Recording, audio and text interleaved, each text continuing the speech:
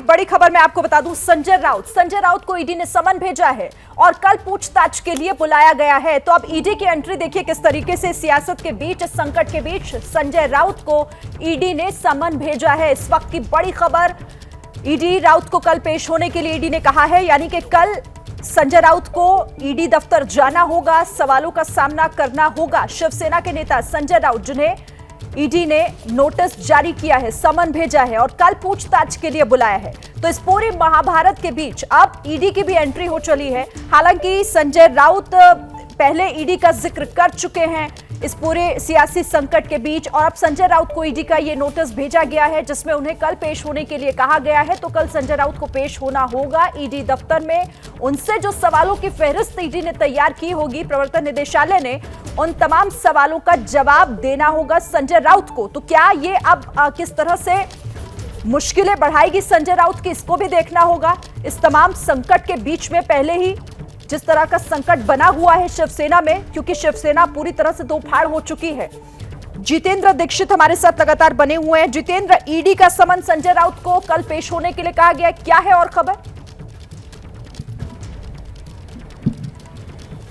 देखिए, जो बताया जा रहा है कि संजय राउत के खिलाफ एक मामला है अलीबाग में लैंड डीलिंग का, और उस लैंड डीलिंग में ऐसा आरोप है कि उसमें मनी लॉन्ड्रिंग हुई है, और इसी सिलसिले में ईडी जांच कर रही थी।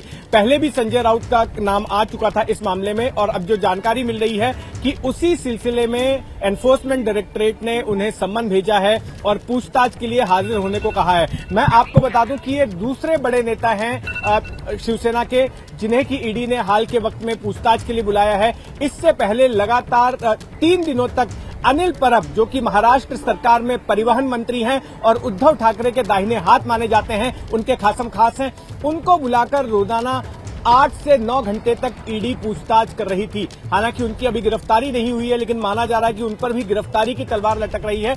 और अब संजय राउत, जो कि रोजाना पक्ष रख रहे हैं शिवसेना का, और जिस तरह से एकनाथ शिंदे को टारगेट कर रहे हैं, उन्होंने परसों के दिन ही जब हमने उनका इंटरव्यू किया था, तब ये आरोप लगाया था कि बीजेपी इस्तेमाल कर रही है ईडी और सीबीआई जैसी केंद्रीय एजेंसियों का शिवसेना में बगावत करवाने के लिए, और जो लोग एकनाथ शिंदे के साथ गए हैं वो डर कर गए हैं। एकनाथ शिंदे के खिलाफ खुद भी उनका कहना है कि ईडी के पास में मामला है, और इन तमाम मामलों से बचने के लिए ही इन लोगों ने बगावत की है, और बीजेपी जो है इसका फायदा उठा रही है। जी ठीक है, सूरज ओझा भी हमारे साथ हैं। संजय राउत को ईडी का नोटिस, सूरज, पहले अनिल परब से पूछताछ जिस तरह का जिक्र कर रहे थे अभी जितेंद्र, हालांकि संजय राउत ने ये पहले ही इस बात का जिक्र कर दिया था, और वो ये कह रहे थे कि ईडी और इस तरह की जो एजेंसियां हैं उनका इस्तेमाल, बेजा इस्तेमाल किया जा रहा है, और अब कल उनको भी सामना करना होगा। जी बिल्कुल, ईडी इस एक मामले की जांच कर रही थी, जिस मामले में पता चला था कि कई करोड़ों का घोटाला हुआ है, और ये पैसों का कहीं ना कहीं मनी लॉन्डर किया गया है। तो उसमें कुछ बैंक के ट्रांजैक्शंस मिले थे, जिसको लेकर अब ईडी इनसे क्लैरिटी चाहती है। देखिए, ये केस बहुत पुराना है और इसकी इन्वेस्टिगेशन चल रही है। इसमें एक के बाद एक ऐसे लोगों को बुलाया गया जिसका कहीं ना कहीं से संजय राउत से किसी न किसी तरह का कनेक्शन था।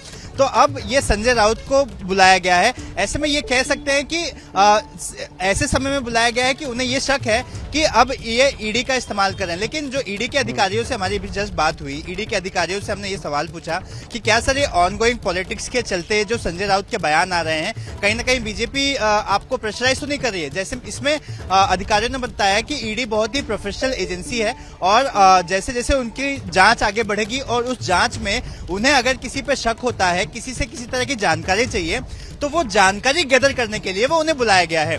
देखिए, अनिल परब से भी पूछताछ की गई, 3 से 4 दिन तक लगातार पूछताछ की गई, वो अलग मामला था, ये अलग मामला है। तो अब ईडी ने साफ कर दिया है कि वो मामले की जांच कर रहे थे। उन्हें मामले में कुछ ऐसी चीजें मिली हैं ट्रांजैक्शंस को लेकर, जिसमें संजय राउत का बयान लेना बहुत ही जरूरी है।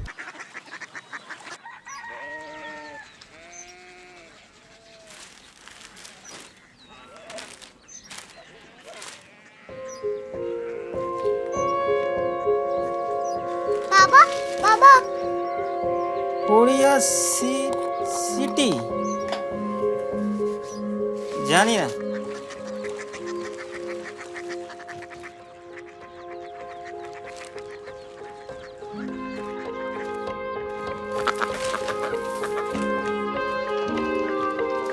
Korea city.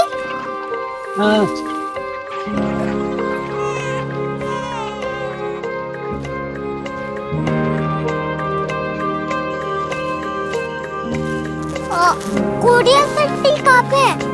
शहर अंग्रेजी लगे हैं।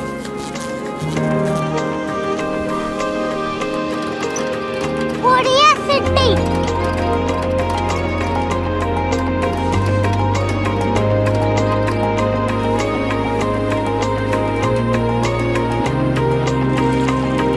वो बहुत दूर है।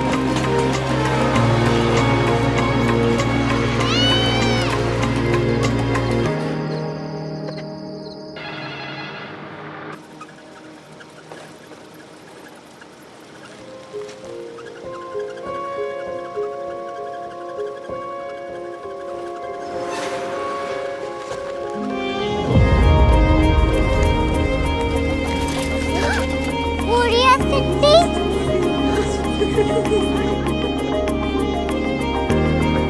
दुनिया को कुछ लोग बड़े होते हैं। कोरिया सिटी कहाँ है? प्रोफेसर साहब को पता होगा। हो, ये छोटा वाला ग्लोब लगता है और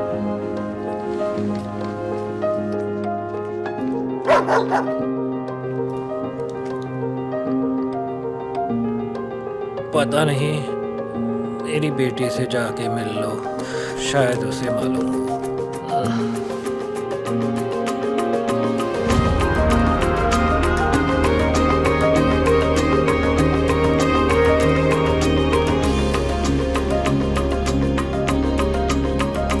हाय, बाबा ने भेजा है। Come here. Korea city. Korea city नहीं, क्यूरियोसिटी। वो क्या? That's what brought you here? जो तुम्हें यहाँ तक ले आया। क्यूरियोसिटी।